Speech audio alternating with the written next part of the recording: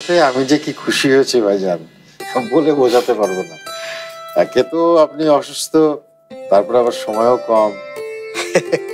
কি যে বলো না রহমত, আমার ভাগ্নের বিয়া আর আমি আসুম না। বিয়ে নাই বিয়ে সাহেব, এঙ্গেজমেন্ট। ওই হলো আর যাহা 52 তাহাই 57। বিয়ে হোক আর এঙ্গেজমেন্ট, ভাগ্নার পাশে মামা থাকবেই। আচ্ছা রহমত, কাবিনটা একসাথে সেরে ফেললে হতো না? না সেটা হতো ভাইজান, কিন্তু আত্মীয় স্বজন ছাড়া এত বড় একটা অনুষ্ঠান কি করে করি। আর রুমি তো এনগেজমেন্টে রাজি হচ্ছিল না। এখন ভালোই ভালোই সবকিছু মিটলেই হয়। আরে মিটবো, এই মামা চলে আসছে না, কথায় বলে মামা ভাগনা যেখানে আপদ নাই সেখানে। ফুপু আমার ফোন কল পাওয়ার পর থেকে আব্বার ছটফটানি যদি দেখতেন ফুপাজান। তোমার বাবাকে তো আমি 30 বছর ধরে জানি। শ্বশুর বাড়ির লোকদেরকে খালি চিনলেন ভাইজান, আমি যে এত তাড়াহুড়া করে আসলাম সেই কথা তো একবারও বললেন না। তাড়াহুড়ার কারণে আমি ঠিক মতো সাজতেও পারলাম না। সাজতে পারেন নাই? বলেন কি বেআইন সাহেব, হ্যাঁ? আজকে আপনাকে যে সুন্দর লাগছে, এত সুন্দর তো ওই কনেকেও লাগবে না। তাড়াহুড়া করে ভালোই করছেন ভাইজান। ঝুমার বদলে আজগর সাহেবের মেয়ে এখন রুমির জন্য উপযুক্ত।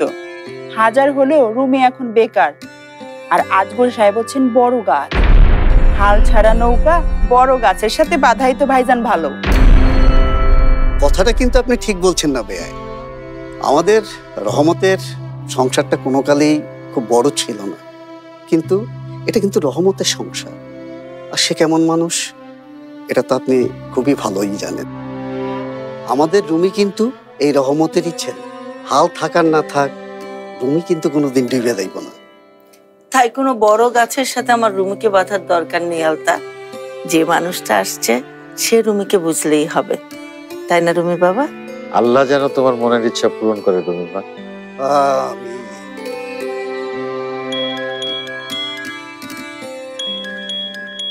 আজগর ভাই ফোন করেছেন, দেখো তো ওদের হলো কিনা।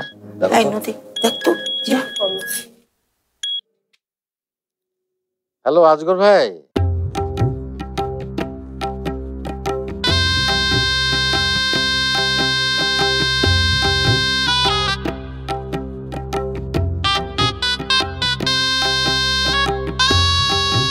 আচ্ছা একটা কাজ যদি তোমরা আমাকে ছাড়া করতে পারো, এখানে চেয়ার গুলো তো ভ্যালু মনে করো। হ্যাঁ এটা সোজা করে দেওয়া যায় না? সোজা করো। আরে আজ আমরা রুমি ভাইয়ের বিবাহ হইব, আরে বিবাহ হইব, আরে বিবাহ হইব। মামুন এইসব ফোন এখানে চলে না। কি কোন ভাই, রুমি ভাইয়ের বিয়া আর আমি ছবি তুলুম না, এটা কি হয় কখনো?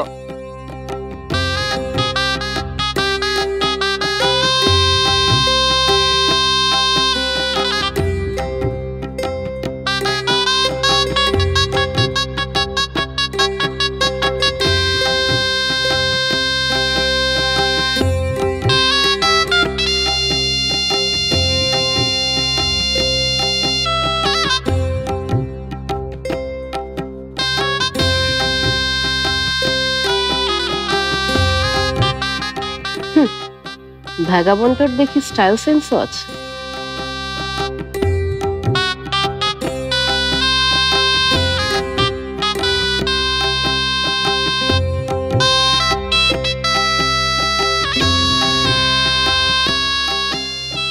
আপনি দেখি আমারই মতো কাঁচা সুপারি খান খালাম্মা।